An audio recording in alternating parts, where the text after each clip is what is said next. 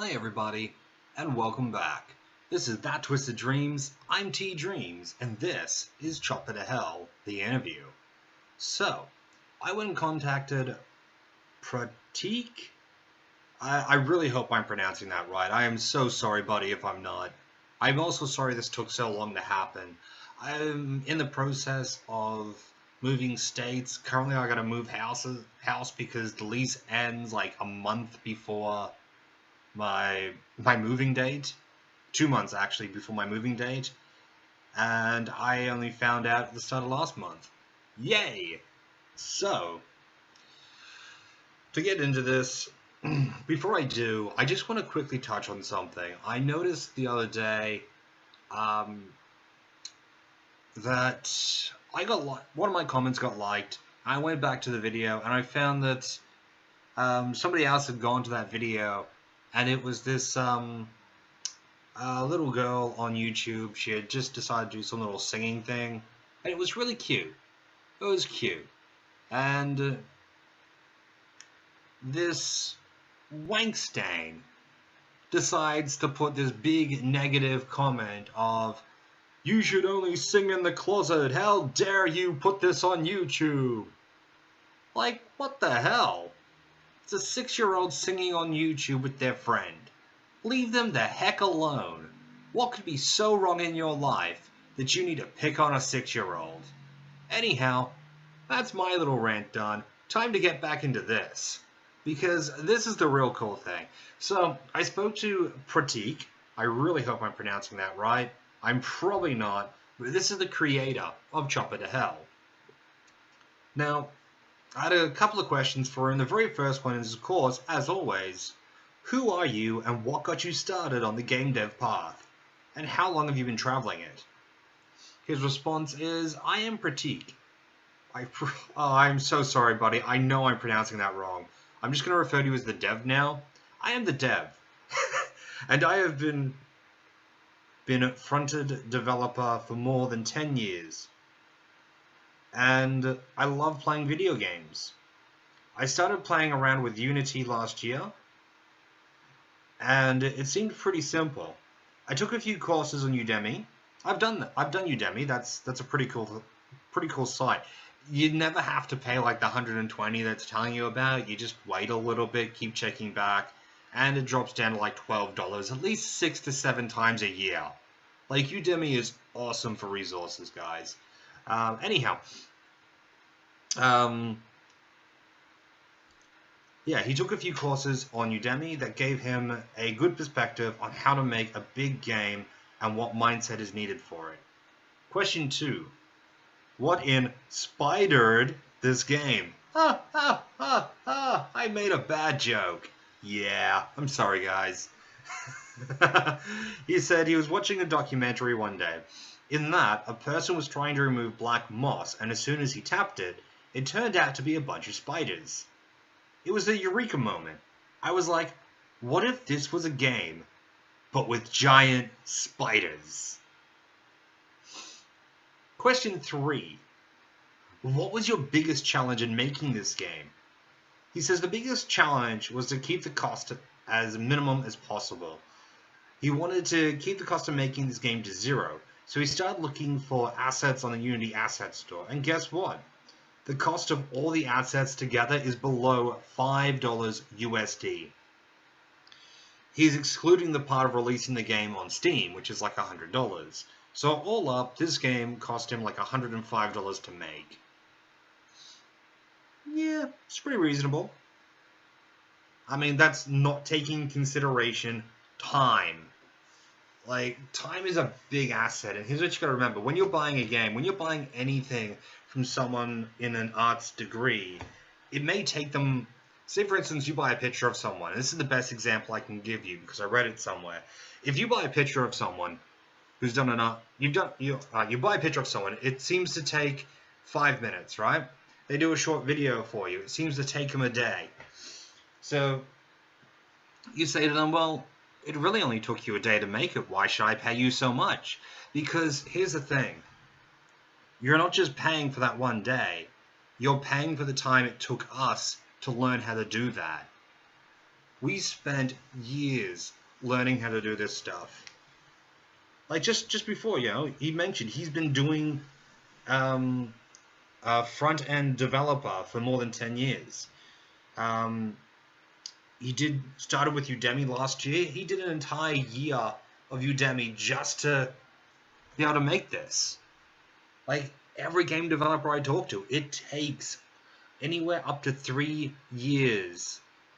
3 years is the shortest for a fully developed Game Boy Advance looking styled game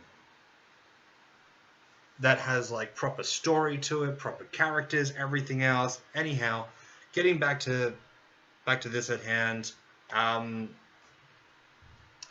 Now, I just really want to implore you to think about how much it really costs these guys, because I can guarantee you this did not take him 5 minutes.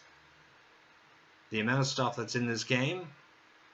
I've been experimenting with game design myself. I'm using GameMaker Pro at the moment, and just making an asteroids game, which is kind of similar in a sense. This is a lot more advanced, of course, but getting creatures to spawn, getting things to happen, the coding, the bugs, even following tutorials from the actual developers, and you find bugs that you didn't know because you clicked on the wrong thing, or you didn't link something in the right way. Anyhow, moving on, because otherwise I'm going to ramble for ages.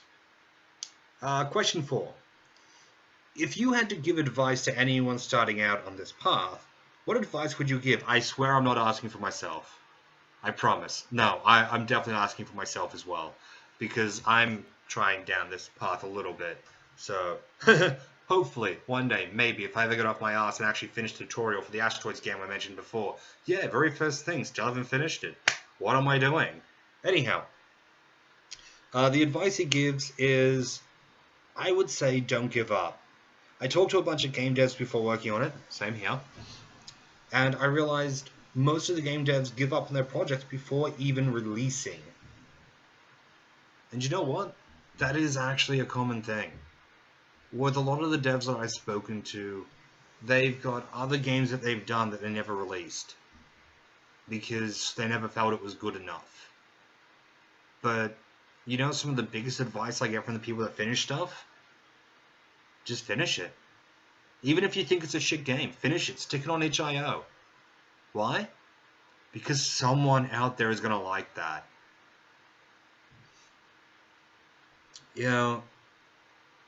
Someone decided to create a game. In fact, actually, you know what? Perfect example.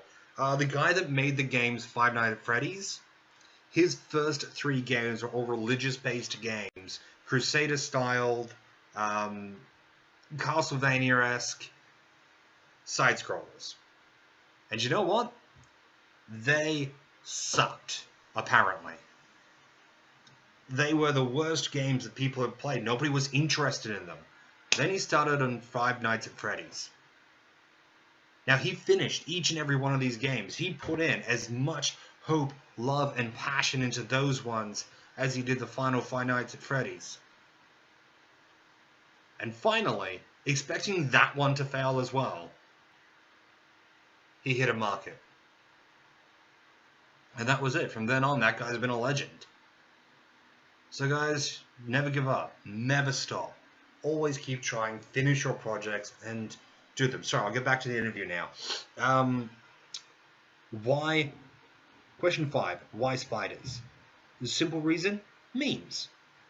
We have all seen a meme on the internet where a house and decides to burn the house down. Well, my personal favorite is level 1 boyfriend, level 99 spider.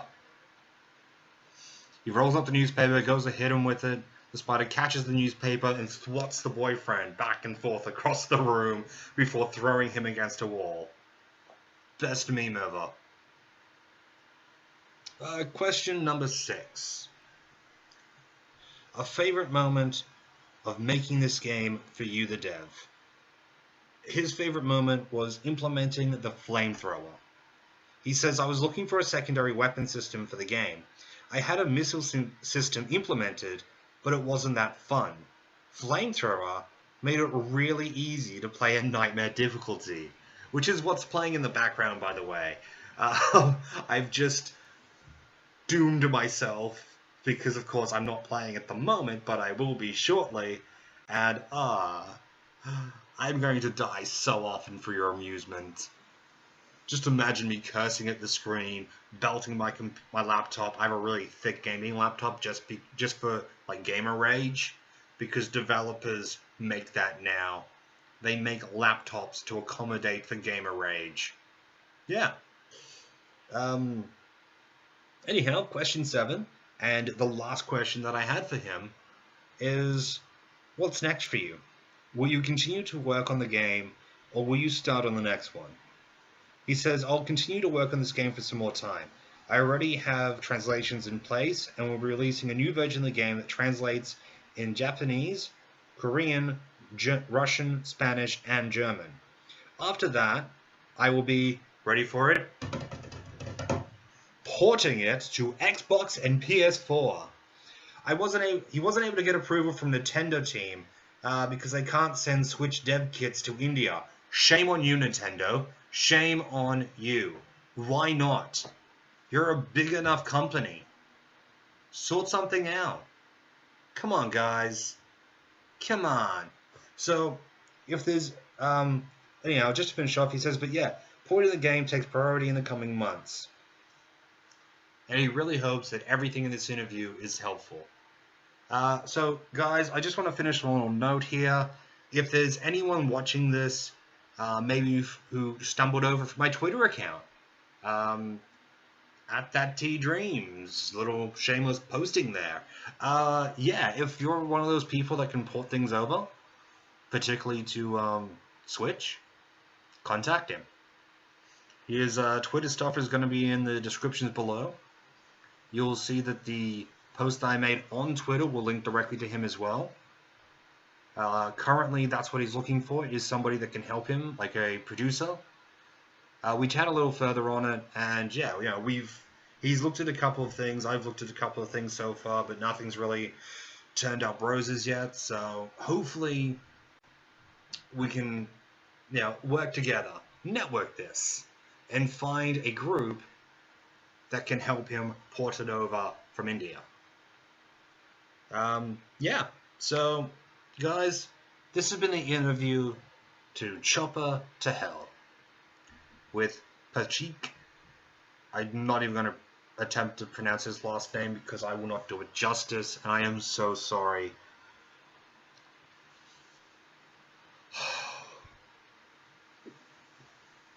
I am horrible with pronouncing English names as it is. So, everyone, I'm going to have to leave you be, and I'm going to leave it here. You have a lovely night. Until next time, keep dreaming. This has been Chopper to Hell, the interview on That Twisted Dreams, and I'm t.dreams. Until next time, keep dreaming.